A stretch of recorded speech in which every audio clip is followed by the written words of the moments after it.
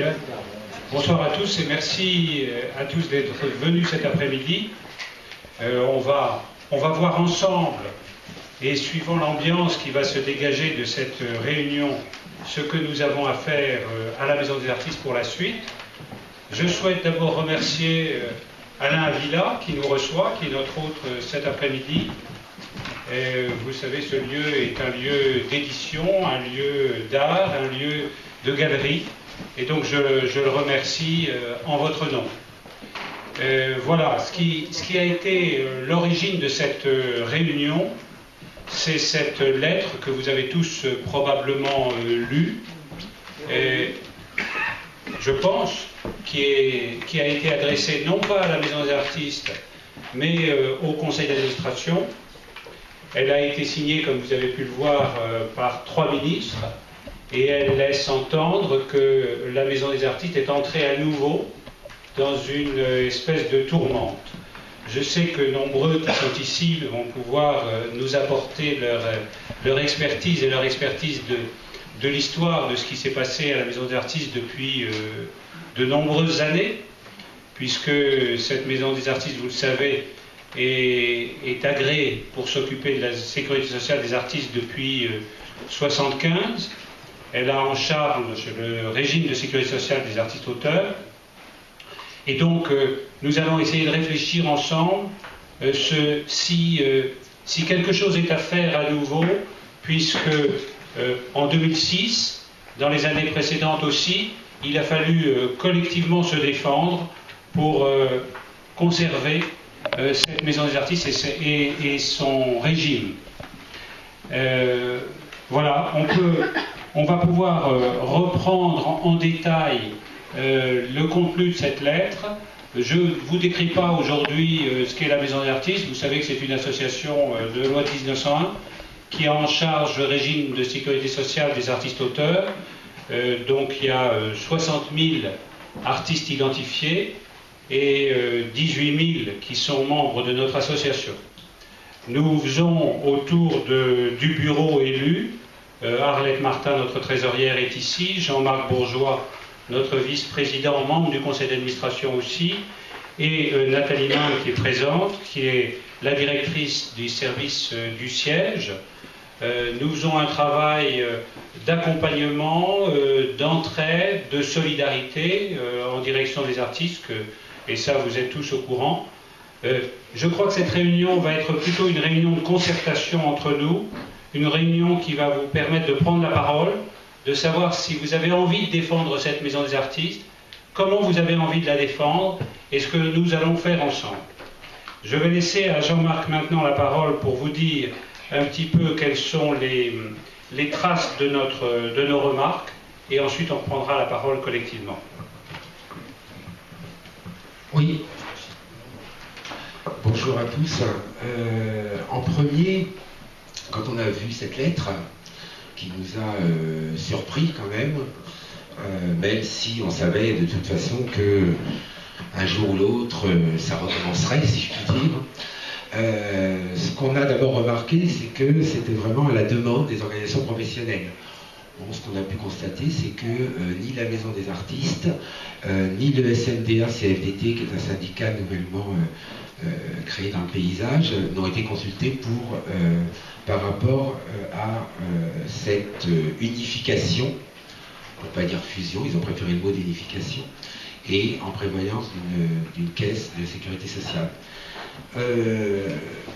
Ce qu'on a aussi constaté, c'est qu'il y a encore quelques temps, et Rémi pourrait vous en parler avec moi, on nous avait dit qu'il n'y aurait pas de fusion, qu'il n'y aurait pas d'unification. Alors évidemment, aujourd'hui, on nous dit que les choses ont changé, que le paysage politique n'est plus le même, etc., etc. Enfin, comme d'habitude, vous connaissez un peu comment ça se passe dans ces cas-là. Donc encore une fois, en tout cas, on nous a menti. On nous a encore fait croire qu'il n'y aurait pas cette unification, et aujourd'hui, elle est là dans leurs projets, dans les projets donc, de l'État. En même temps, une unification, bon, peut-être que certains peuvent penser que c'est une bonne chose, mais ce qu'il faut voir, c'est que, et Georges Brévière, qui est présent et qui est avec moi au CA, qui est élu avec moi sur la liste Maison des Artistes, cette mutualisation qu'il peut y avoir au niveau des outils de travail, au niveau des services aujourd'hui, vous n'êtes pas sans savoir qu'il y a un même directeur qui a été donc nommé en 2010 et qui a pris ses fonctions en 2011, et que ce directeur, qui donc est directeur de l'AGESA depuis plus de 7 ans maintenant, et donc depuis 2 ans, 1 an et demi, 2 ans, le directeur de la Maison des Artistes, a entamé déjà une mutualisation des outils de travail, ce qui est dans la logique aujourd'hui avec cette nécessité d'économie, etc. Donc cette unification au niveau de la mutualisation se fait, elle est en marche.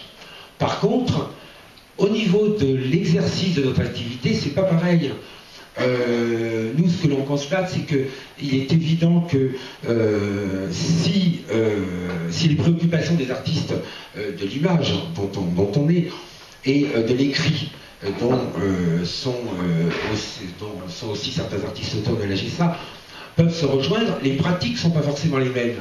Et vraiment, ce qu'il aurait fallu, et ce qu'il faudrait, c'est une vraie concertation, une vraie réflexion là-dessus, avec justement les parties en présence, avec les artistes eux-mêmes. Et non pas simplement avec les organisations professionnelles en tout cas les organisations professionnelles qui ont fait cette demande, et qui représentent une partie des artistes, mais qui ne représentent pas tous les artistes. Aujourd'hui, il faut quand même souligner quand même que c'est la Maison des Artistes, on est à 18 500 adhérents, on est quand même une des représentations essentielles des artistes sur notre territoire, d'artistes auteurs, des arts graphiques et plastiques. Donc c'est quand même ça qui est important. En plus, il y a le fait de la caisse. Donc après cette unification, de vouloir faire une caisse. D'accord, mais pourquoi? Pour améliorer le régime? Comment? On peut se poser des questions, et d'ailleurs c'est ce qu'on se pose. Est-ce que vraiment une caisse va améliorer notre régime, le traitement des dossiers, l'accueil, la façon dont on va avoir l'information, etc. Tout ça, ça fait qu'on est très dubitatif devant l'idée de la caisse. Parce que... on est très dubitatif au niveau de cette caisse, parce que c'est quand même... par évidence, il y aura une augmentation de cotisation. On sait très bien qu'on n'aura plus ce regard, cette veille sur notre régime. Donc ça, c'est une première chose que je voulais vous dire. Voilà. J'espère que tout le monde se souvient de l'organisation générale de la Maison des Artistes. Donc il y a d'une part le régime de sécurité sociale qui est piloté par un conseil d'administration élu, sous la direction des ministères de tutelle, culture, affaires sociales et cause, la sécurité sociale, la direction de la sécurité sociale. Il y a aujourd'hui à peu près 60 000, comme je l'ai dit tout à l'heure, 60 000 artistes identifiés. C'est un régime qui fonctionne bien, puisque il n'y a rien à en dire, sauf qu'il y a certainement quelques milliers, peut-être, de gens par an qui ne sont pas tout à fait contents des services. Je sais que c'est difficile de les avoir au téléphone. Je sais qu'il y a quelques dossiers qui, quelquefois, sont pendants. Mais globalement, c'est un service qui fonctionne bien. Globalement, c'est un service qui est excédentaire. Et ça, nous en avons régulièrement la confirmation par la direction de la sécurité sociale. À chaque fois, depuis 20 ans ou 25 ans, on nous dit que c'est un régime qui, probablement, n'est pas arrivé à maturité. Ce qui est vrai. Mais il y a 20 ans qu'on nous prédit qu'il deviendra déficitaire. Aujourd'hui, il est excédentaire. Il y a deux régimes. Donc, il y a le régime des artistes plasticiens, qui est la Maison des Artistes, et il n'y en a qu'un, et puis le régime de l'AGESA. Le régime de l'AGESA concerne les musiciens, certains photographes, tous les autres auteurs qui ne sont pas les auteurs de l'image, des arts visuels, disons, à part les photographes. Donc, depuis 20 ans peut-être, régulièrement, les organisations professionnelles détestent, globalement détestent. Et je peux parler du SNAP-CGT, qui est venu avec le CAP, avec d'autres organisations encore, et je parle sous le contrôle d'administrateurs et d'administrateurs anciens de la Maison des Artistes, et ils le savent, n'aiment pas la Maison des Artistes parce que c'est une association agréée. C'est une association qui a en même temps une mission associative, une mission de solidarité que vous connaissez, une mission ouverte, la plus grande association incontestablement sur tous les territoires, en France, hein, c'est globalement la plus grande association d'artistes plasticiens. C'est celle qui est véritablement un contre-pouvoir, si on peut dire, à l'organisation des politiques culturelles dans ce pays. Et donc les organisations professionnelles nous en veulent, globalement. Et globalement, je ne sais pas pourquoi, puisque depuis que nous sommes élus, nous avons tout fait pour essayer de nous ouvrir aux organisations professionnelles. Nous les avons invités à nos assemblées générales, nous leur avons même proposé des pages d'accueil sur notre site. Nous avons eu une politique de main tendue en leur direction. Donc ça, c'est très important que vous le sachiez. Je peux, pour reprendre ce que disait Jean-Marc sur la véracité des garanties... oui. Vous pouvez préciser qui sont ces organisations professionnelles? Parce que moi, je ne sais pas, mais je vois qu'il y a d'autres gens qui ne savent pas. Les organisations professionnelles, je vais tester avec eux. C'est très simple, les organisations professionnelles dont on parle, c'est donc qui ont d'ailleurs demandé au ministère, qui ont fait la demande au ministère par rapport à cette unification et ce projet de caisse, c'est donc le SNAP-CGT, l'USOPAV qui est un regroupement qui regroupe donc le CAP, le SNSP, donc le syndicat des sculpteurs, l'UPP, parce qu'il y a aussi des syndicats qui sont aussi dont les artistes sont plus à la GESA qu'à la Maison des Artistes, l'UPP qui est l'Union des photographes professionnels, l'UNPI, j'en oublie d'un seul coup une, je ne sais plus laquelle. Oui, FO ensuite. Voilà. Et puis le SNAFO, mais le SNAFO qui demande, ça fait 20 ans, enfin plus de 20 ans d'ailleurs, que le SNAFO demande à ce que ça soit absolument une caisse qui soit créée. Donc ça nous étonne guère. Mais voilà, donc c'est l'ensemble des organisations professionnelles qui l'ont demandé. Et alors on va essayer de comprendre quelles sont les motivations des uns ou des autres. Je ne vous cacherai pas que vous connaissez tous la situation des comptes publics, vous connaissez tous la situation de la sécurité sociale, et qu'aujourd'hui, les promesses qu'on peut nous faire globalement seront certainement remises en cause, puisque tout le monde navigue à vue, et dans les différents rendez-vous que j'ai pu avoir au ministère ou à la direction de la sécurité sociale, on voit bien qu'on nous dit en permanence que les caisses sont vides, et c'est vrai globalement qu'elles sont probablement vides, mais malheureusement ou heureusement pour ce qui concerne la Maison des Artistes, il n'y a aucune raison d'ordre comptable. Il n'y a aucune raison d'ordre comptable parce qu'on nous invoque une mutualisation de la GESA et de la Maison des Artistes. Or, comme je vous le disais tout à l'heure, la Maison des Artistes joue son rôle en direction des artistes, en direction de la sécurité sociale des artistes, mais on ne peut pas imaginer que si on réunissait les deux organismes, AGESA plus Maison des Artistes, il faudrait procéder à une réduction de personnel. Parce que si on procédait à une réduction de personnel, le fonctionnement en serait lui-même atteint. Donc, il n'y a pas de raison comptable. Il n'y a pas de raison comptable, et je vais vous donner le descriptif exact et les dates exactes que vous pouvez noter, qui ont été mes rendez-vous durant cette année. J'ai rencontré Jean-Louis Ray, directeur adjoint de la Sécurité sociale, le 12 avril 2012, à la suite de la nomination de Thierry Dumas et d'une question importante qui est la charte graphique de la Maison des Artistes. Et bien sûr, je lui ai posé la question de l'unification, de la réunification et éventuelle de ces deux régimes. Il m'a garanti, c'est grand Dieu, que ça n'était absolument pas à l'ordre du jour et qu'il n'en était absolument pas question. Hein. Il avait fait nommer précédemment Thierry Dumas à la direction conjointe de ces deux régimes, AGESA et Maison des Artistes. Puis, le 23 juillet 2012, j'ai vu Romane Serfati, c'est-à-dire qu'elle venait de prendre ses fonctions, c'était la conseillère de la ministre de la Culture. C'est la conseillère de la ministre de la Culture qui m'a immédiatement posé la question de l'unification des régimes AGESA et Maison des Artistes. Ce à quoi j'ai répondu que les artistes étaient globalement totalement opposés à ce qu'on touche à la Maison des Artistes. D'ailleurs, nous avons produit une note à ce sujet, Jean-Marc et moi, qu'on lui a transmise, et puis ensuite, plus aucune nouvelle du cabinet. Puis j'ai vu Pierre Oudard le 23 novembre, pour une autre question qui est la question marseillaise.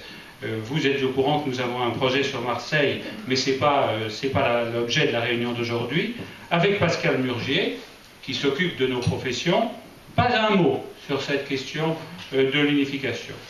Puis je suis allé voir David Kessler à l'Élysée, où on fait un tour d'horizon de la situation des artistes, aujourd'hui fragilisés globalement, et tout le monde le sait, par la crise, et pas un mot sur cette question. Puis, nous avons appris par les organisations professionnelles, et comme Jean-Marie me le demandait, la Maison des Artistes n'a pas reçu officiellement cette lettre. Elle a été envoyée aux organisations professionnelles, et nous l'avons reçue par l'intermédiaire des administrateurs. Hein. Et Jean-Marc nous l'a fait suivre, ce qui a fait que j'ai demandé un rendez-vous en urgence à Jean-Louis Ray le 31 janvier, le jour qui a précédé le conseil d'administration. Il est venu présenter ce projet de réforme. Puis j'ai revu récemment, le 25 février dernier, Romane Serfati, et je vous dis, elle m'a reçu 1h30, dont 30 minutes avec Pierre Oudard, le directeur aux arts plastiques. Je vous ai fait ce petit panorama des agendas pour vous montrer, pour vous dire qu'elle m'a garanti. Et elle m'a garanti que rien n'était décidé, que rien n'était fait, que le ministre, c'est pour ça que je me demande même si les ministres n'ont pas signé un peu vite cette lettre, c'est possible, poussé par leurs administrations, mais en tout cas elle m'a garanti que rien n'était fait, que rien n'était décidé, et que ça allait dépendre de la décision politique, et que pour le moment, les ministères de tutelle, c'est-à-dire Affaires sociales et Culture, ont décidé de nommer 2 inspecteurs. Nous avons d'ailleurs tous les 3 ici été entendus par ces inspecteurs le 26 février dernier. On leur a dit ce que l'on va essayer de vous dire aujourd'hui, que les artistes globalement, dans l'état de fragilisation générale, sont très attentifs à la Maison des Artistes, tiennent à cette structure, qui est leur structure de référence, et qui de plus n'est pas seulement leur structure de référence, mais une structure qui devrait être prise en exemple par l'ensemble des préoccupations sociales de ce pays, puisque c'est un organisme de sécurité sociale auquel cotisent les artistes, auquel nous cotisons, et qui est en même temps notre reconnaissance professionnelle. C'est-à-dire que les artistes ne sont pas consommateurs de produits sociaux, ne sont pas consommateurs d'arrêt de maladie, ne se mettent pas nécessairement en arrêt de maladie, etc. Ne vont pas nécessairement chez le médecin à tout bout de champ, préfèrent travailler dans leurs ateliers. C'est un régime et c'est une situation exceptionnelle dans ce pays. Donc, pourquoi nous chercher des noises, j'ose dire, hein? Pourquoi nous chercher des... Pourquoi créer une entité caisse de sécurité sociale anonyme qui serait gérée exclusivement pour l'administration? Alors, le seul argument qu'on a pu nous avancer, puisqu'il n'y a pas de raison comptable, puisqu'il n'y a pas de raison politique, il y a probablement une raison idéologique de la part des organisations professionnelles. C'est un régime qui fonctionne bien. Hein. En plus, l'association que nous dirigeons dont dirige le siège Nathalie Mindre ici présent, est un service supplémentaire de l'État, pour un service supplémentaire public, un service public que nous faisons au profit des artistes, c'est-à-dire que c'est une mission d'intérêt général que nous produisons, avec simplement la cotisation des artistes. les 25 € qui sont passés à 28 aujourd'hui, qui permettent, avec un budget relativement réduit, de venir en aide aux artistes. Donc, nous aidons les services de l'État dans le système associatif. Donc, pourquoi est-ce qu'on vient nous chercher des noirs, hein? Et pourquoi dans les trois premières lignes donc, de la lettre ministérielle, ils font allusion à des plaintes qu'ils ont reçues? Alors, il y a toujours les organisations professionnelles militantes, SNAP, CGT, USOPAV, qui sont citées. C'est elles qui ont dû introduire justement ces demandes et ces plaintes auprès des pouvoirs publics et du ministère de la Culture, certainement. D'autre part, il y a la direction de la Sécurité sociale. Et la direction de la Sécurité sociale, Jean Muret, dont je vous parlais tout à l'heure, quitte ses fonctions comme directeur adjoint de la Sécurité sociale. Je ne sais pas dans quelle est son affectation aujourd'hui, mais il souhaitait probablement, et ça fait 20 ans que ça dure, mettre à plat le régime de sécurité sociale des artistes. Peut-être qu'il espère, grâce à cette... Parce que sous les règnes précédents, excusez-moi de prendre ce terme, mais sous les règnes précédents, nous avions réussi globalement à détourner l'attention des pouvoirs publics sur la Maison des artistes. On a pu éviter qu'on vienne toucher à cette structure. Aujourd'hui, probablement, conjointement, les organisations professionnelles et les services de l'État, de la sécurité sociale, ont cru qu'il y avait une porte ouverte pour essayer de réintroduire dans le système cette affaire.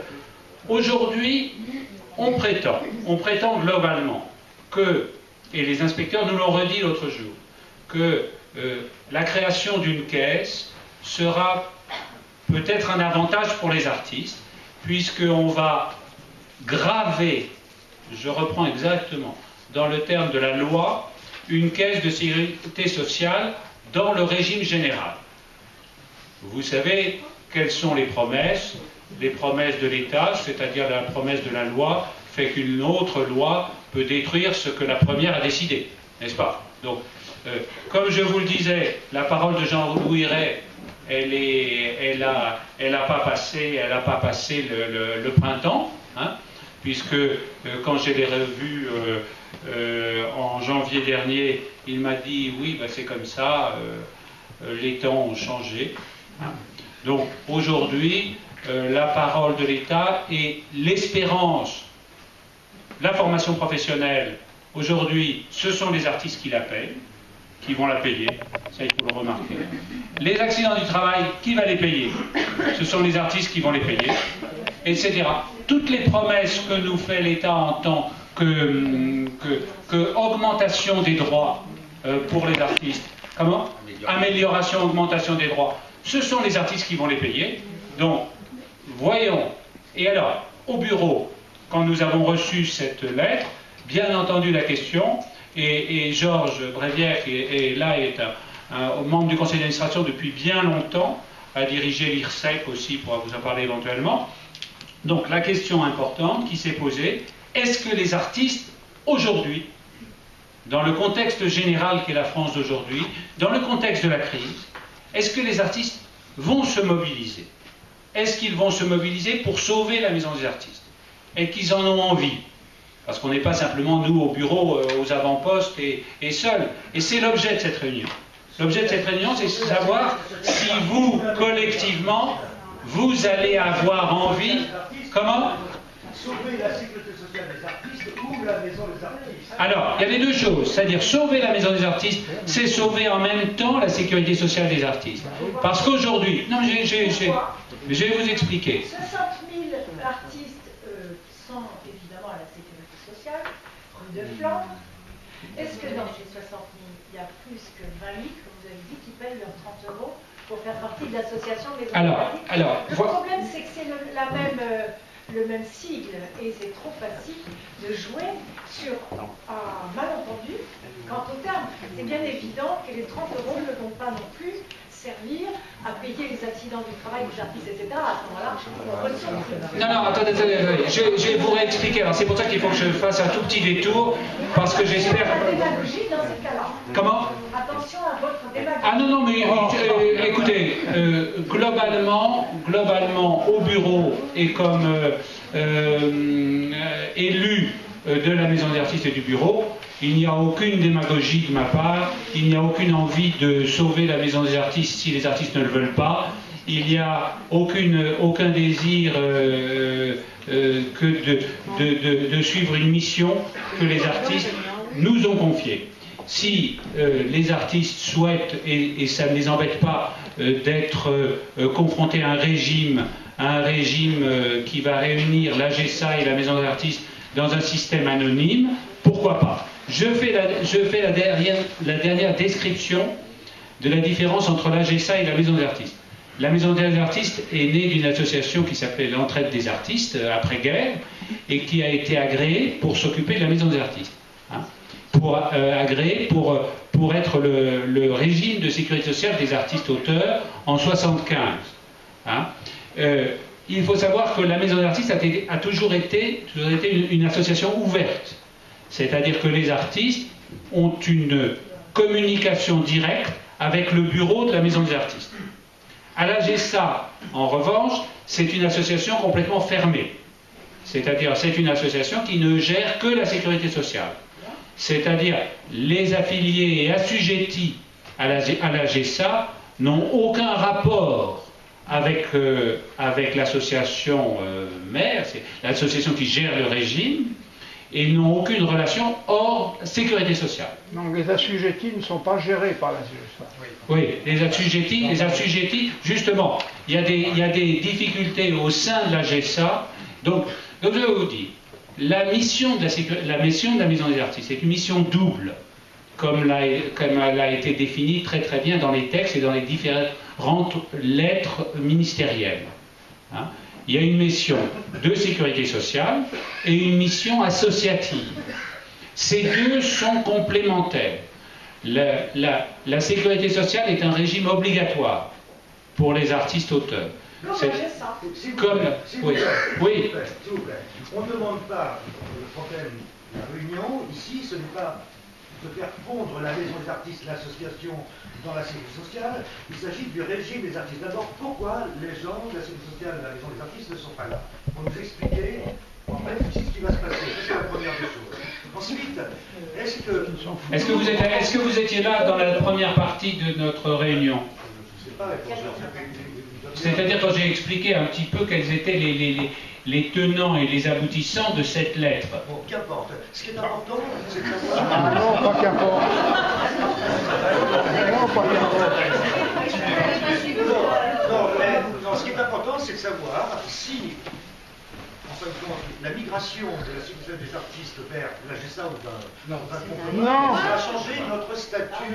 Oui. Alors, excusez-moi, j'ai compris. Alors, le statut, excusez-moi, au niveau de la sécurité sociale, il est évident que cette unification des services de sécurité sociale de la Maison des artistes et des services de sécurité sociale de l'AGESA ne changera pas votre statut, entre guillemets, au niveau du régime des artistes-auteurs. Ce que l'on craint, et encore que, oui, justement, encore que c'est pas sûr. Pourquoi? Parce que quand on voit comment, jusqu'à présent, l'État, en particulier la DSS, agit, et si aujourd'hui ils sont capables, dans un proche avenir, de vouloir retirer un agrément, que ça soit à la Maison des artistes ou à l'AGESA, qui a été créée sur le modèle de la Maison des artistes pour les auteurs de l'écrit et certains de l'image comme les photographes d'édition, etc. Demain, la caisse qu'ils veulent créer, mais d'un coup de plume, même s'ils parlent du marbre de la loi, on sait très bien qu'on ne peut pas les croire et que demain ils sont capables de virer cette caisse de sécurité sociale du régime général et de nous mettre tous au RSI. Voilà notre crainte. En tout cas, c'est la mienne en tout cas. Parce que je ne peux pas les croire.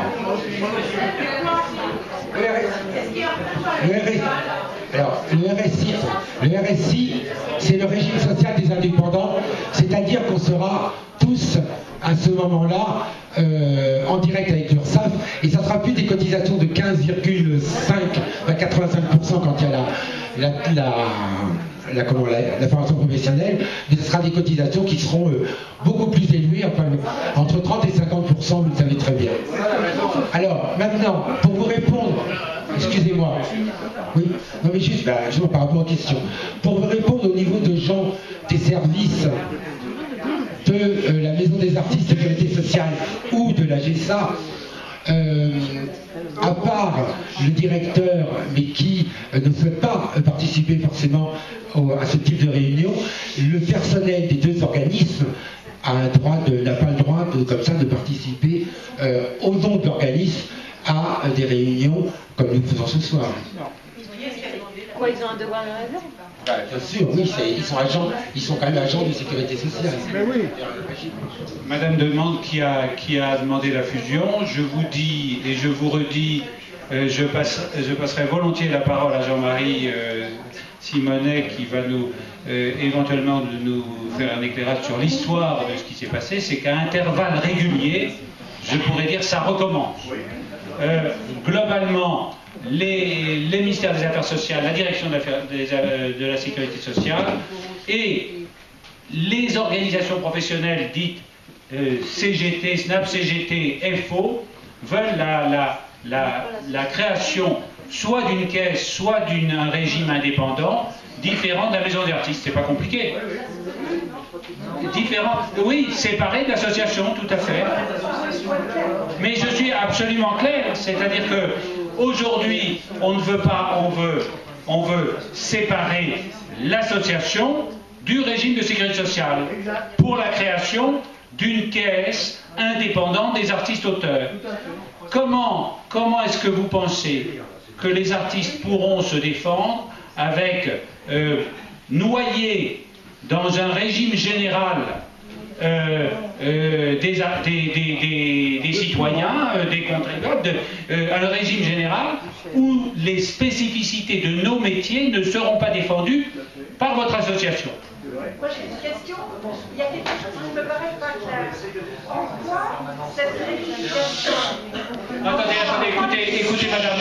Je voudrais poser une question, justement, Bien entendu. pour aller dans ce sens. Oui, allez-y. Le régime général de la sécurité sociale qui s'appelle Maison des Artistes, d'une part, voudrait, pour passer l'objet de la lettre que j'ai lue aussi, bien sûr, des trois ministres, signée des trois ministres, faire une association entre l'AGESA et cette Maison des Artistes-là, rue de Flandre. On est bien d'accord? Non, ils veulent créer... Bon, je vais poser ma question justement parce qu'il y a quelque chose qui ne me paraît pas clair.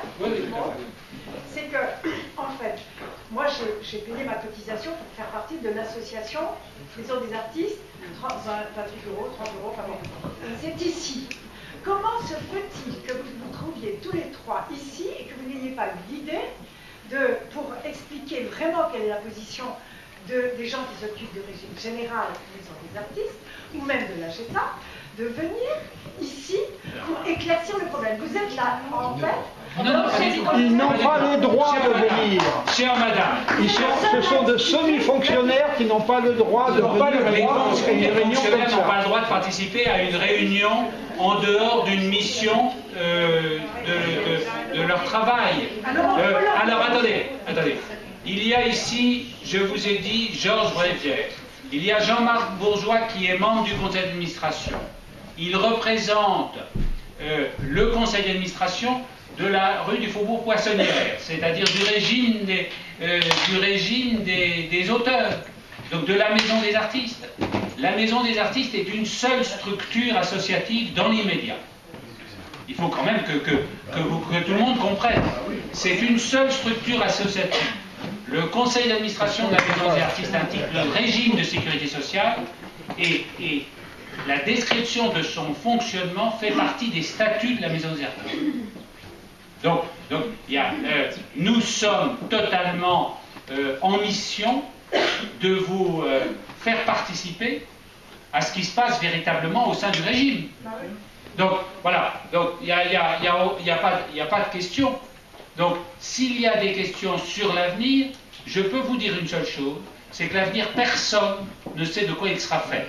Et vous êtes tous au courant des nouvelles sociales et économiques, c'est-à-dire 2013 est dangereux, 2014 encore plus. Alors vous pensez bien que le régime des artistes-auteurs sera la dernière roue du carrosse.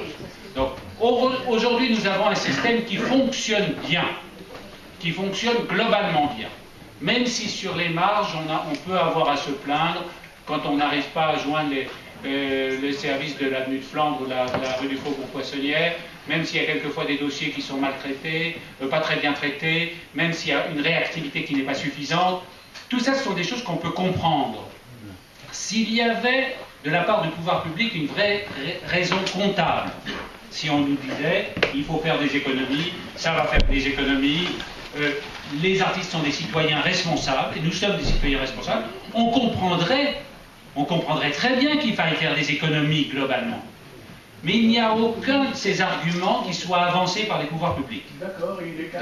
Donc c'est ça, c'est ce qui est important. Ils ne les cachent pas. On ne comprend pas leur motivation. On ne sait pas.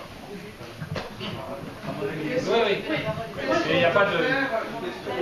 On passe des actions communes pour défendre la maison. Jean-Marie. C'est ça qui est intéressant. Tu veux Jean-Marie ici. La maison des artistes. On va y finir. Oui, moi je pense qu'il faut faire un petit rappel historique pour comprendre ce qui se passe aujourd'hui.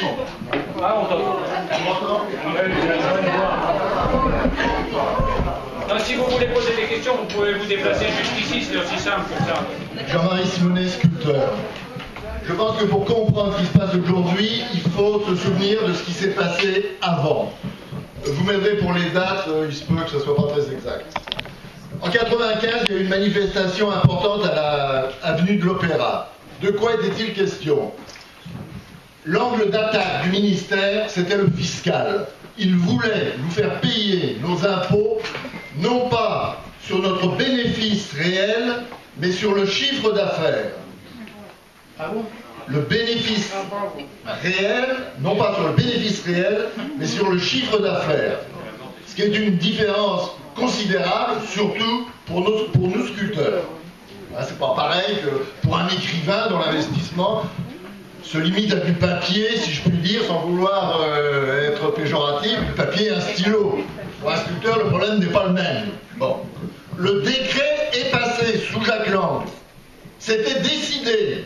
Nous avons fait cette manifestation avenue de l'Opéra et, je crois, 6 mois après, le décret a été annulé. Et Jacques Lang lui-même a dit, je le cite, c'était une connerie. Une boulette. Une boulette. Alors, je vous donne cet exemple pour vous dire comment fonctionne parfois le ministère. Il y a quelqu'un, soit aux affaires sociales, soit ailleurs, qui a une idée, au préalable peut-être intéressante, de vouloir unifier tout le monde. Tous ensemble, le même problème, la même fiscalité, les mêmes cotisations. Ça n'est pas possible. Jean-Marie, il faut ajouter qu'à cette époque-là, toute la maison des artistes, avec son directeur en tête, avec le journal de la maison des artistes, a appelé à la manifestation. Donc, ça leur est resté au travers de la gorge, à ces braves gens. Et petit à petit, ils ont cherché à tout prix à éliminer l'association. Et ils commencent à y parvenir. Voilà. Tout à fait. Alors, justement, dans la lignée, je crois que c'était en 2008, 2006, ils voulaient retirer l'agrément. Et à l'époque, c'est ce que j'avais pas compris en arrivant ici, je pensais que la lettre, que la maison des artistes était destinataire de cette lettre. Je me disais, ça y est, c'est une évolution par rapport à ce qui s'est passé en 2006, mais pas du tout. La maison des artistes, comme tu nous l'as dit, n'est pas destinataire de cette lettre. Bon. Qu'est-ce qui s'est passé en 2006? Le ministère voulait n'avoir affaire qu'aux syndicats. Et apparemment, tous les syndicats étaient d'accord pour approuver cette réunification. Je suis arrivé j'étais au syndicat des sculpteurs, je suis arrivé à une assemblée générale où je constatais que cette décision avait été prise par le secrétaire général sans que quiconque ait été informé, ait été interrogé sur le problème. Bon.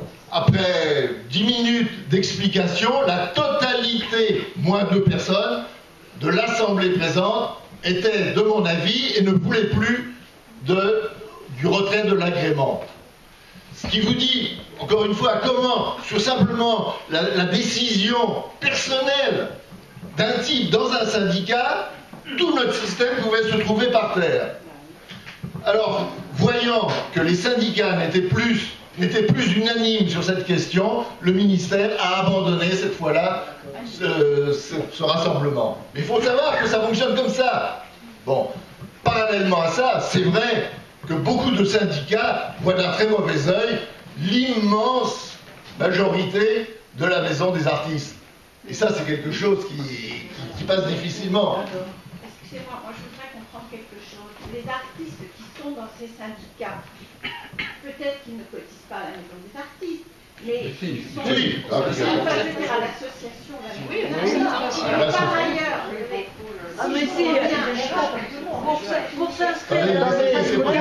pour s'inscrire dans un syndicat, il faut justifier son appartenance à la maison des artistes. Comme le dit très justement Arlette, pour faire partie d'un syndicat, et notamment du syndicat des sculpteurs, il faut être inscrit à la maison des artistes. Madame parlait de la sécurité. Attendez, j'entends pas tout le monde. Attendez, laissez parler.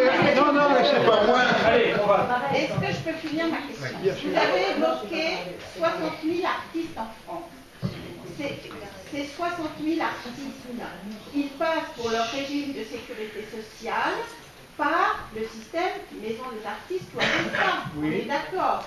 Oui. Bon, par ailleurs, ils cotisent ils adhèrent à différents syndicats.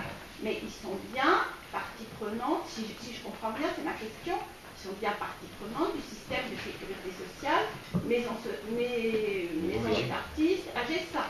Oui.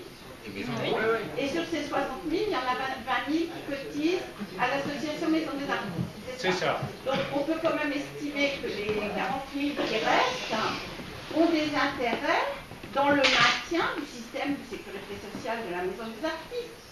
On peut estimer qu'ils ont des intérêts à ce maintien. Je ne comprends pas qu'ils aient une position différente. Mais on ne dit pas que c'est... Peut-être que vous l'avez enlevé. Non, on ne vous dit pas que l'ensemble, enfin les artistes auteurs qui cotisent au régime des artistes auteurs, qu'ils soient Maison des Artistes ou AGESA, sont et qui ne sont pas forcément adhérents de la structure associative de la Maison des Artistes, du siège social associatif. On ne vous dit pas que ces artistes auteurs-là sont contre la Maison des Artistes forcément, ils sont contre... Voilà, c'est une liberté après d'adhésion à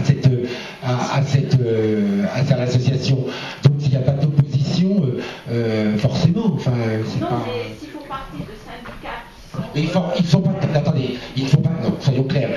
Vous savez que, et comme dans beaucoup de branches professionnelles, tous les artistes auteurs ne font pas partie de syndicats.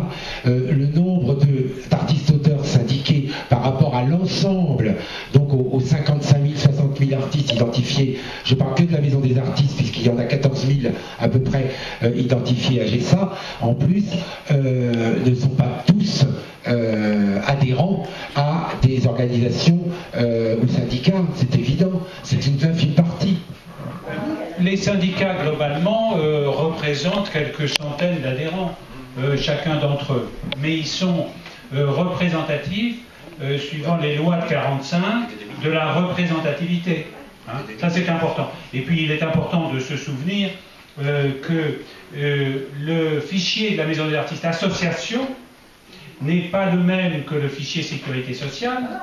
Alors, laissez-moi finir. Alors que c'est vraiment la Maison des Artistes en tant qu'association qui a créé ce fichier, et ce fichier était le même jusqu'en l'action de FO. L'action de FO en 93-94. C'était le même fichier. Et on nous a d'ailleurs volé notre fichier. Et on nous a d'ailleurs volé le fichier de la Maison des Artistes au profit de la sécurité sociale. Alors il y a des tas d'artistes qui cotisent au régime, qui ne savent même pas, parce qu'il n'y a pas d'information, en direction des artistes cotisants, de la nécessité de faire une action volontaire, individuelle et volontaire, pour adhérer à l'association. Donc il y en a des tas qu'on rencontre, vous en rencontrez tous, dans les dîners, etc. Ah non, je n'ai pas la carte de la maison d'artiste, je ne suis pas adhérent de la maison d'artiste. Ah pourquoi? Bon, on ne m'a jamais dit. Vous savez, un problème comme le problème fiscal au temps de Jacques Lang, à cette manifestation très nombreuse de l'avenue de Ruera, de très nombreux artistes ne comprenaient rien au problème posé. Il a fallu, moi je me rappelle sur une estrade, répéter sans arrêt de quoi il était question, mais cette nuance entre le chiffre d'affaires et le bénéfice, pour beaucoup c'était abstrait. C'était complètement abstrait. Et moi je me rappelle quand on a commencé à exiger des artistes qui aient une comptabilité, mais il y avait des tas d'artistes qui disaient comment on va faire une comptabilité maintenant, mais ils se foutent de nous quoi. C'était quelque chose de complètement farfelu dans le monde artistique. Vous voyez, il reste des reliquats, le 1% il est dans le chiffre d'affaires par exemple. Hein? Comment ça il est chiffre sur le... Non mais c'est pas trop la question en fait. Non, on aimerait bien revenir au débat, je pense que là, on va pas réécrire l'histoire, on est en train de l'écrire. Quelle est la position du réseau syndical? Je voudrais faire une remarque. S'il vous plaît, je voulais faire une remarque, parce que je pense qu'effectivement ça reste compliqué. Bon, moi je connais bien les régimes de sécurité sociale. Quand on regarde le régime de sécurité sociale des salariés, bon, le salarié en gros il cotise 20% sur sa fiche de paie, et puis l'employeur lui il en cotise à peu près 40%.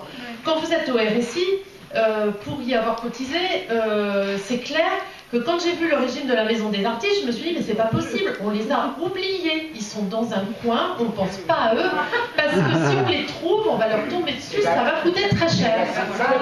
Voilà, et donc je comprends très bien, parce qu'au début je me suis dit je comprends pas très bien pourquoi... Tout à l'heure, c'est qu'en fin de compte de ce régime que l'on a, qui a été une aide à la création quand il a été créé. Alors effectivement, l'État a peut-être fait aujourd'hui ce que les ministères, enfin les hauts fonctionnaires portent, une vraie usine à gaz. Ok, mais en attendant, ce régime qui a été créé pour aider la création, puisque ce régime fait 15, et quelques %, et qui est au régime général, rattaché au régime général, alors que nous sommes des professions libérales. On aurait dû être directement... C'est exceptionnel d'être mis à des salariés alors qu'on ne paye que la partie salariale. Tout à fait. Ce que je crains, justement... L'argument comptable, il n'y a pas l'argument, quand M. Armand dit il n'y a pas d'argument comptable, il n'y a pas d'argument comptable qui est affiché. Mais l'argument comptable qui est derrière, c'est que si on était tous comme les professions libérales, on coûterait beaucoup moins cher à l'État. Non, on paierait beaucoup plus cher.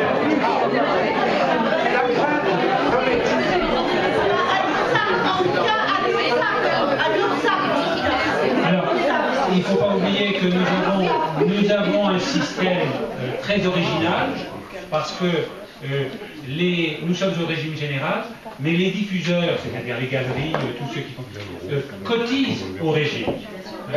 Cotisent au régime pour avoir cette construction juridique assez exceptionnelle, qui est celle de la maison des artistes, qui nous permet de cotiser au régime général à hauteur de 15 et quelques pourcents, 15,5%, ce qui est véritablement exceptionnel. D'ailleurs, on n'est pas au régime général, on est assimilé au régime général. Ce qui n'est pas tout à fait la même chose.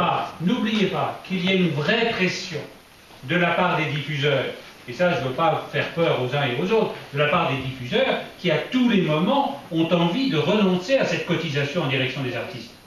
Bien entendu, quand on parle, et souvenez-vous en 2006, sans refaire l'histoire, les diffuseurs disaient facilement quels sont les commerçants qui vont payer la sécurité sociale de leurs fournisseurs.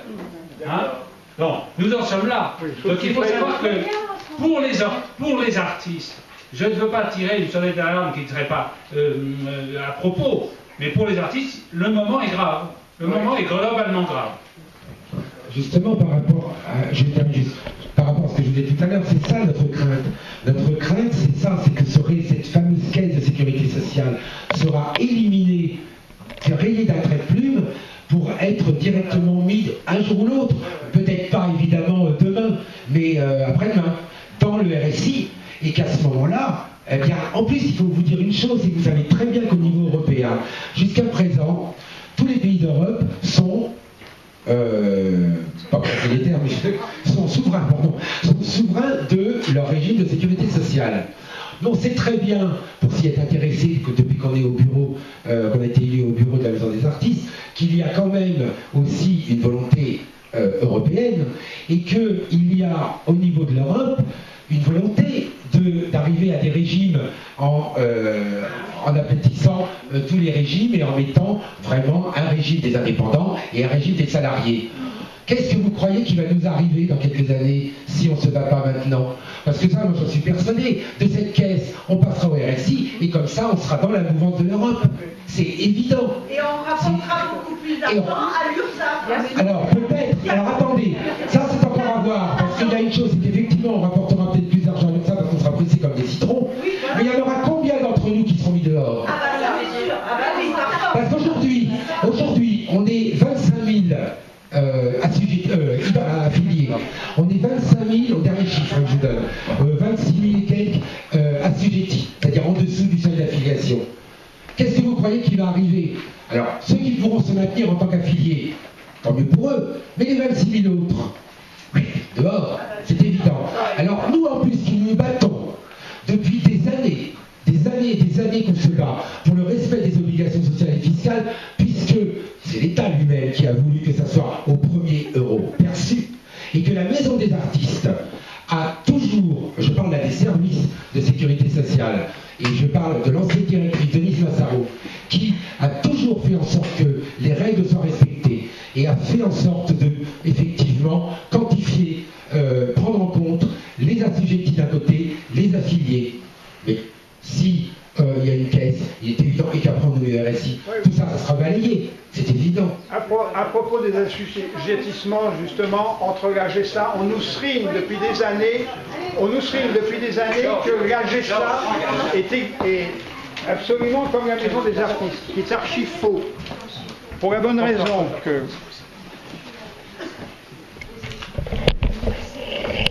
Pour une unique raison, c'est que à la GESA, on ne tient pas compte des assujettis. Vous êtes en dessous du seuil d'affiliation, vous êtes assujetti à cotisation par le biais du précompte, ce qu'on a refusé en général à la Maison des artistes. À la GESA, c'est obligatoire. Tout ce que vous gagnez est précompté. Ce précompte est versé anonymement à la GESA. C'est-à-dire que ça profite à personne. Ça passe dans les caisses de l'État qui dit merci, mais on oublie de dire ça valorise un trimestre, ça fait quelque chose pour votre future retraite. Donc il y a des gens qui vont se retrouver ou qui se retrouvent déjà au moment de la retraite et qui s'aperçoivent qu'il leur manque des trimestres, qu'ils auraient pu avoir par ces précomptes, mais qu'ils n'ont pas eu et qu'ils n'auront jamais. Comme on continue à nous dire que finalement c'est quand même la GESA qui gère le mieux, il y a de gros risques pour que cette fameuse caisse fasse la même chose et décide que tous les gens qui seront affiliés cotiseront, les autres ils seront précomptés obligatoirement, et bien, tant pis si ça ne leur rapporte rien à la fin. Et puis, il y a encore, derrière tout ça, d'autres choses qui sont beaucoup plus éloignées, certainement. Vous avez une caisse de retraite complémentaire qui est gérée par les artistes. Je vous rappelle simplement quelques chiffres. Le rendement de cette caisse est de 11,4%. Vous ne trouvez pas beaucoup de prêts à ce taux de rendement. Vous pouvez choisir pour l'instant encore votre classe de cotisation. Ça ne va pas durer éternellement. Bon. Mais il y a on a 18 ou 19 années de réserve. Alors, je suis parvenu à faire d'un régime une caisse nationale. C'est une caisse nationale, ce sera donc plus dur de la détourner. Mais qu'est-ce qui empêche les syndicats, et ils le disent déjà, si on est au régime général, pourquoi notre retraite complémentaire n'est pas gérée par le régime général? Et on nous dit, Agir, Arco, tout le monde sait comment, enfin ceux qui peuvent en bénéficier savent que ça rapporte des cacahuètes. Mais par contre, on cotise sans arrêt. Donc, si un jour leur vient cette fabuleuse idée de piquer les réserves et puis de nous mettre de régime général, ce ne sera plus 11,4% de rendement, ce sera de l'ordre de 2,5-3%. Voilà. Donc tout ça est derrière. Quand on dit il n'y a pas de... On ne pense pas au fric, si, l'État, lui, pense au fric. Il n'y a pas de mystère là-dessus. Quand on vous dit, on vous disait tout à l'heure, on va étendre les possibilités aux accidents du travail, à tous ces trucs-là, vous allez les payer. Regarde. C'est logique. Bon, d'ailleurs, c'est pour ça qu'un salarié paye aussi un peu plus cher, c'est certain. On a un régime absolument préférentiel, et ça ne leur plaît pas. 15,5% de cotisation, c'est rien. Quant aux diffuseurs, les diffuseurs, ils ne sont pas contents quand ils versent 1%. Monsieur disait, c'est sur le chiffre d'affaires. Non, c'est pas sur notre chiffre d'affaires. C'est eux qui payent 1% en fonction de ce qu'ils nous ont donné. Mais ça n'a rien à voir, c'est pas à nous de payer. Bien qu'il y ait des artistes qui se laissent retirer ce truc-là, je ne sais pas pourquoi. Mais il y a des tas d'artistes qui font des erreurs. Il y a des tas d'artistes qui continuent à prendre la micro-entreprise comme étant quelque chose où il n'y a pas de comptabilité à tenir, où on ne s'embête pas, on a 34% d'abattement, c'est parfait. Ah non, c'est pas parfait du tout, parce que un graphiste, je suis graphiste, je n'ai jamais eu moins de 50% de frais professionnels. Par conséquent, on a intérêt à être au réel, à tout compter en frais professionnels. Et on verra qu'on paye moins d'impôts, qu'on paye moins de cotisations sociales dans ces cas-là. Mais les syndicats ne militent pas dans ce sens-là. Et quand on parlait de la représentativité des syndicats, sont représentatifs ceux qui sont inscrits en quelque sorte sur la table de la loi. Les grands syndicats, CGT, FO et tous ces trucs-là. Mais on a quand même demandé au CAP ce qu'ils en pensaient. Or, le CAP, ça représente quoi? 250 personnes? 150 peut-être? 250, je leur fais un grand cadeau, là, j'ai l'impression. Bon, donc tous ces syndicats ne sont pas vraiment des syndicats, mais ils ont une influence. Et pourquoi ils ont une influence? Parce que leurs dirigeants aussi se placent. Je ne citerai pas le nom, mais là, des dirigeants qui réclament à corps et à cri cette fusion sont des gens qui ont commencé déjà à avoir des commandes publiques, qui commencent déjà à envisager de pouvoir être engagés dans un musée, comme ci, comme ça, voilà. Tous ces gens-là ont des intérêts personnels. Ils travaillent pour eux, ils ne travaillent pas pour l'ensemble. Voilà, c'est tout. Je voulais rappeler, avant de vous passer la parole, que ce régime, reste avec nous Jean-Marie si tu veux, tu vas avoir si tu n'as pas assez de rester debout, c'est important que tu sois là parce que tu nous rappelles des moments historiques importants. Et d'ailleurs, je voudrais vous dire aussi que ce régime spécial, cette sécurité sociale spéciale des artistes, elle n'est pas arrivée par l'opération du Saint-Esprit, si j'ose dire. Elle est arrivée par la décision des artistes de se battre, d'occuper les locaux de la rue Verrier. Ça a été une volonté des artistes eux-mêmes de se battre pour avoir un régime spécifique. Hein? Elle n'est pas arrivée par hasard. Donc, le maintien de ce régime, le maintien de la maison des artistes, ça va dépendre de vous. Et c'est l'objet de cette réunion. Hein?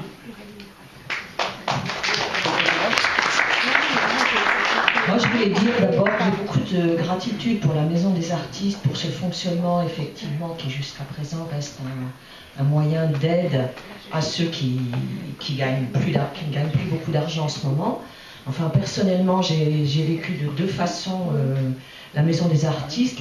Toutes les premières années, je veux dire, jusqu'en 2006, où je travaillais comme illustratrice publicitaire, et donc c'était pour moi juste une aubaine, en gagnant beaucoup d'argent, de ne payer que 15,5% au lieu de payer l'URSSAF. Mais ensuite, j'ai décidé d'arrêter la pub et de me consacrer uniquement à ma démarche artistique personnelle. Et là, maintenant, voilà, donc je suppose que je ne suis pas la seule à gagner très peu d'argent, avoir un bénéfice assez...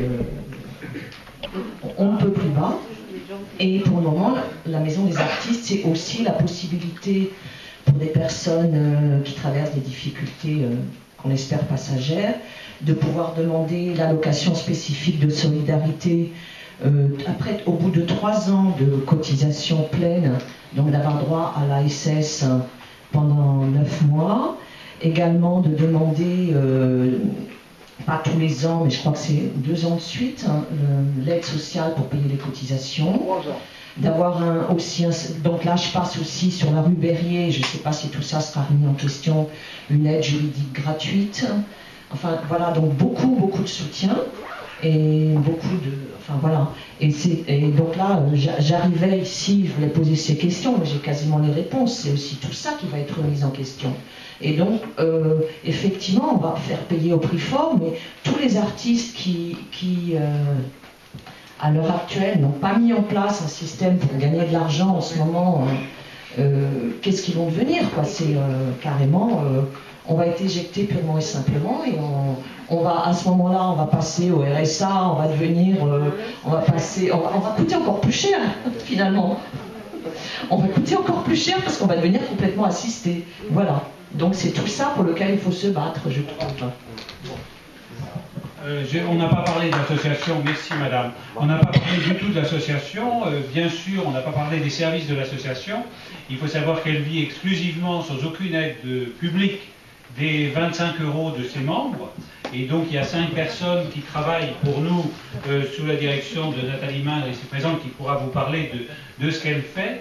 Du téléphone, puisqu'on répond au téléphone, il y a 2 personnes dédiées au téléphone en direction des artistes membres de l'association et de ceux qui ont envie de s'identifier au régime, c'est-à-dire qu'on a une communication tout à fait ouverte. N'oubliez pas qu'on distrait 30% de notre budget pour une commission d'aide sociale, hein, ce qui est quand même très important pour un budget associatif, avec 5 personnes rémunérées, 5 personnes payées.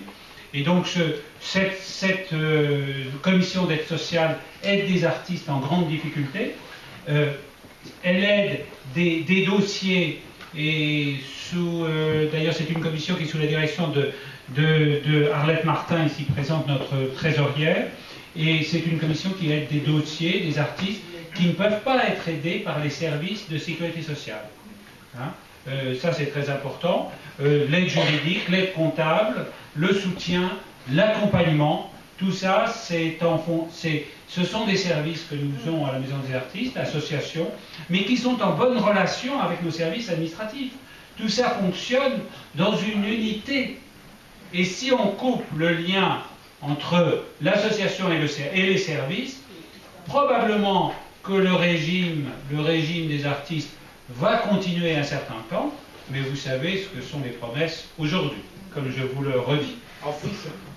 En plus, par rapport justement quand je vous parlais tout à l'heure du RSI, il y a quand même des signes qui font qu'on peut douter vraiment de ce que l'État peut nous préparer. C'est que depuis juillet 2012, vous ne le savez peut-être pas tous, mais certains le savent peut-être, ce n'est plus au centre des impôts qu'on va s'inscrire quand on fait la première vente. C'est directement au CFE URSSAF.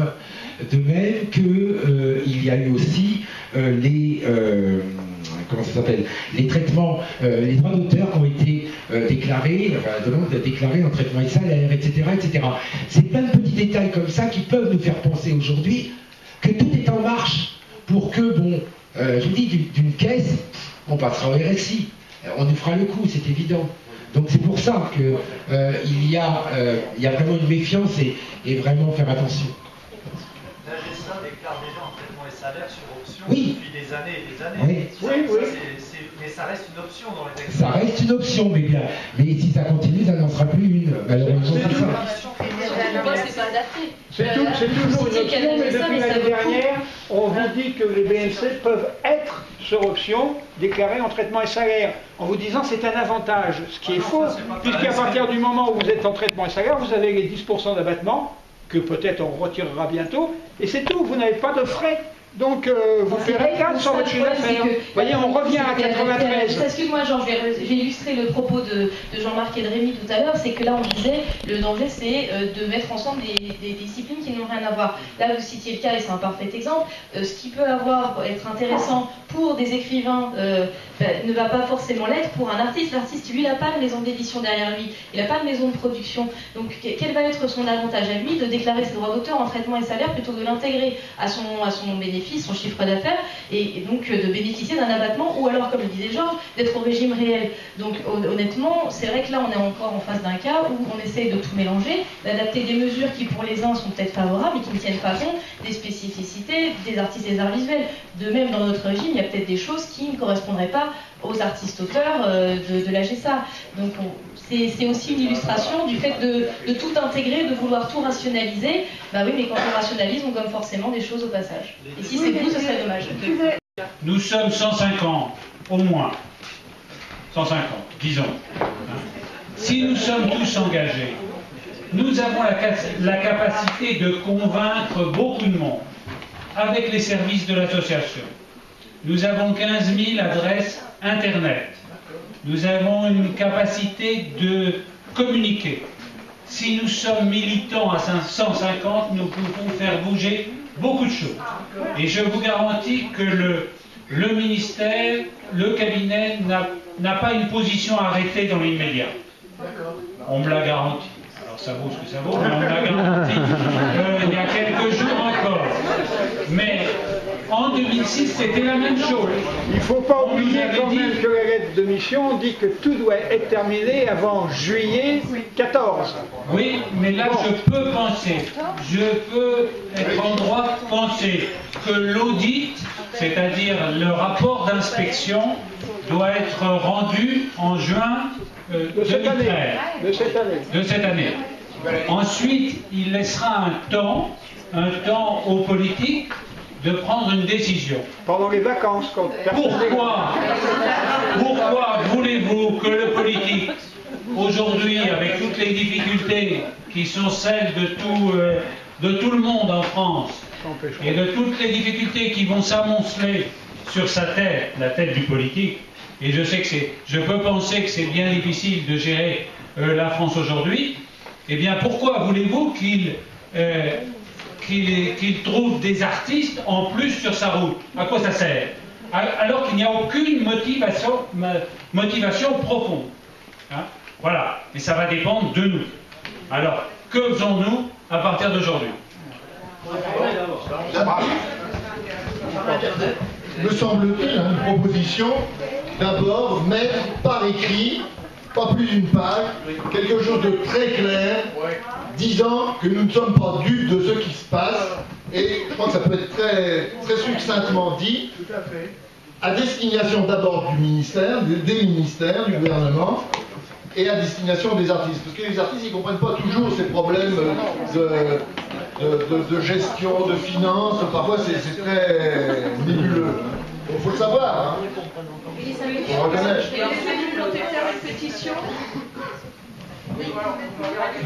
Je peux... Bien sûr, bien sûr. Dans ma vie, j'ai passé 60 ans, j'ai croisé pas mal de gens dans le domaine du cinéma, de la vidéo, du numérique maintenant. Et je peux vous dire qu'avec le cross-média qui arrive maintenant, il y a énormément de gens de moins de 35 ans qui sont sur le marché, dont l'État ne sait pas quoi faire, qui travaillent dans des sociétés de production graphique, images en mouvement ou images fixes, et qui jalousent le système des artistes plasticiens et qui aimeraient bien l'avoir à leur profit. Dans ces cas-là, comme il est tout petit ce système, qu'il est très avantageux, dans ce cas-là, qu'est-ce qu'on fait? On supprime le lapin pour laisser le loup en bonne santé. Voilà. C'est ce que je vous ai dit tout à l'heure. Alors, la question, et ça on nous la repose régulièrement, puisque frappe à la porte de la Maison des artistes les designers. Les designers, c'est un problème dont on peut parler, c'est une question ouverte, mais qui n'a rien à voir avec la question du moment. Il faut la dissocier. Hein? L'entrée des designers, c'est autre chose. Et ça, on peut tout comprendre si on nous explique véritablement avec de bonnes raisons les choses. Et même la création d'une caisse, on pourrait la comprendre. Aujourd'hui, il n'y a aucune bonne raison. C'est ça la question. C'est ce qui est le plus embêtant. Est-ce qu'il y a une volonté, les comédiens? Alors, il y a la question des attentats. Oui, non, mais c'est ça. Est-ce qu'à plus long terme, ce problème ne va pas être... Est-ce qu'on ne va pas chercher à les agglomérer? Moi, je vois ça venir...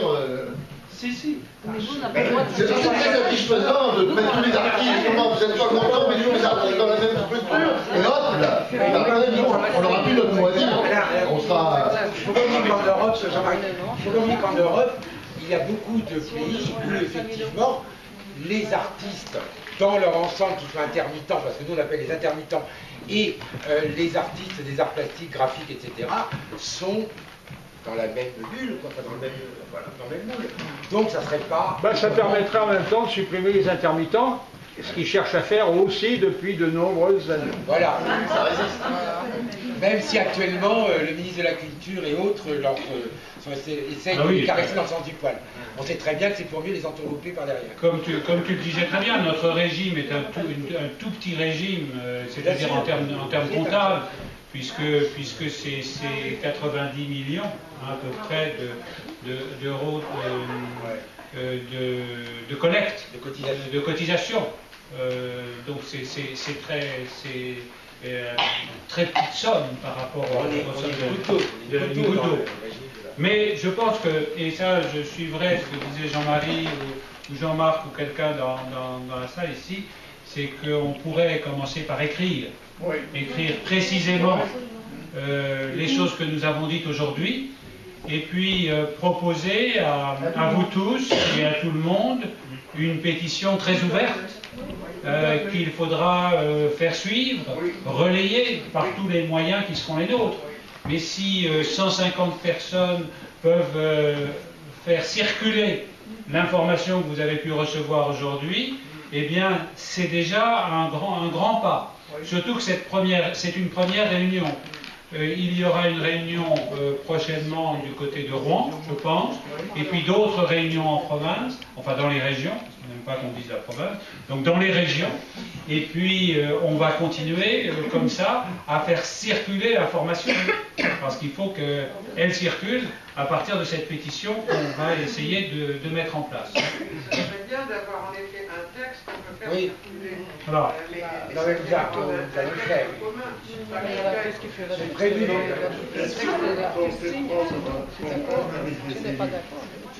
Et bien entendu, c'est-à-dire que les élus font partie de nos mailing lists. Excusez-moi, c'est le terme, c'est-à-dire que les élus font partie des informations qu'on adresse à nos adhérents, aux élus à la Chambre des députés, au Sénat, les élus de la culture des grandes villes, etc. C'est-à-dire qu'on a fait un gros travail depuis quelques années en direction de la communication. Je veux saluer le travail de François Régal qui est ici, qui travaille à la Maison d'Artistes, au bureau, au siège, et qui s'occupe de notre site internet et de nos relations avec toute la communication qui passe par le web.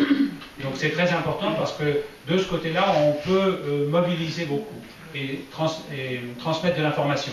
Est-ce que vous utilisez beaucoup les réseaux sociaux pour justement...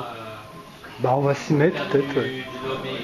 Oui, on va parler. Je vais laisser François éventuellement vous parler des réseaux sociaux. Mais je voudrais compléter ce que j'ai dit tout à l'heure. Ce régime, soutenu par l'association,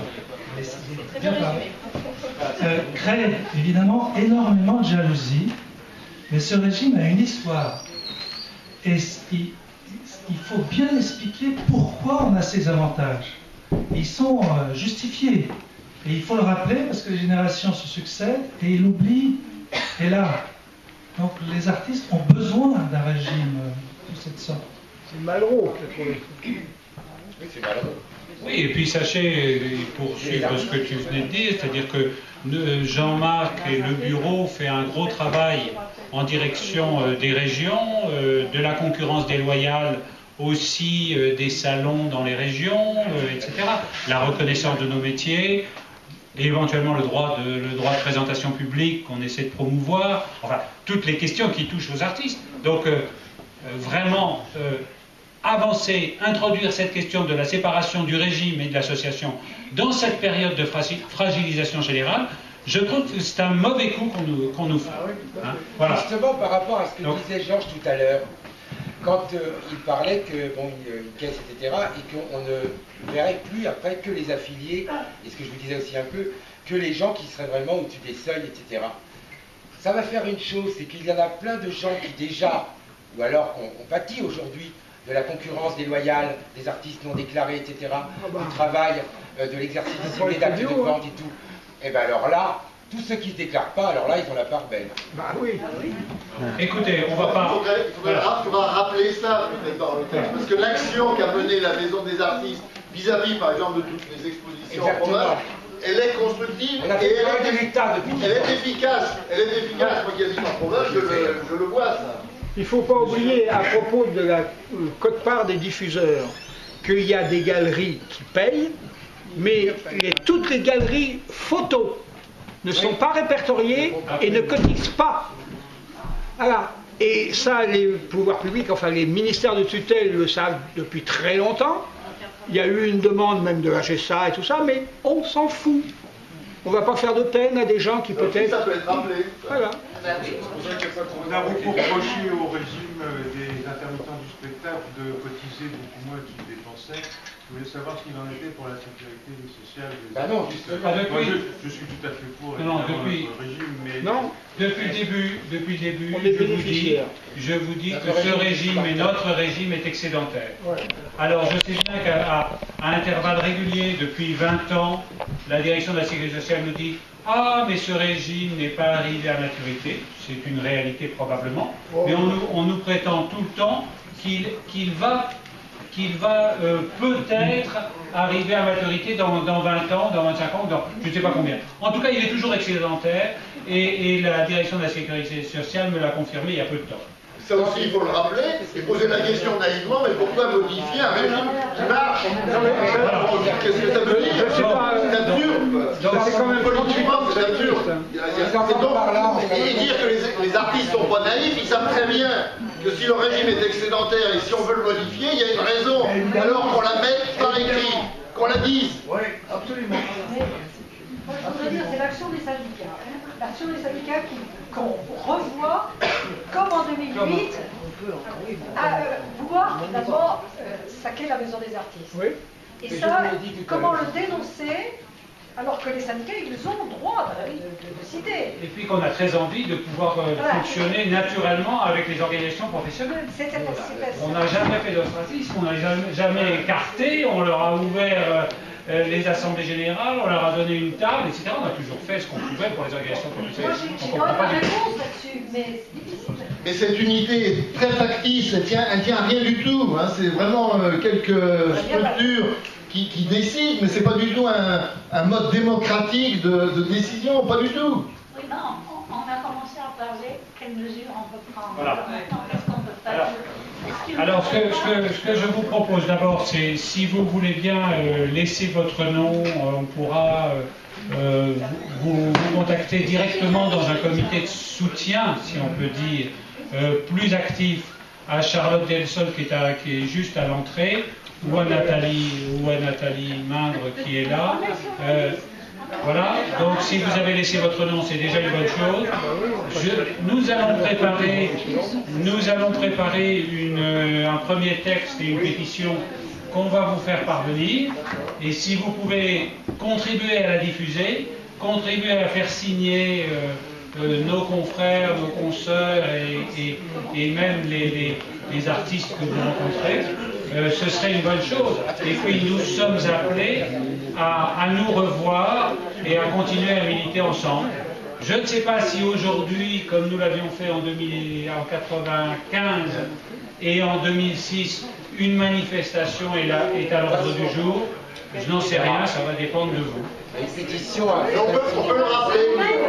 On peut le rappeler qu'on était des milliers avenue de l'Opéra. Voilà. Oui, on était quand même 3000 avenue de l'Opéra et ils ont bien été obligés de tout bloquer à cause de nous. On était 3000 avenue de l'Opéra et on était un millier place du Palais Royal en 2006.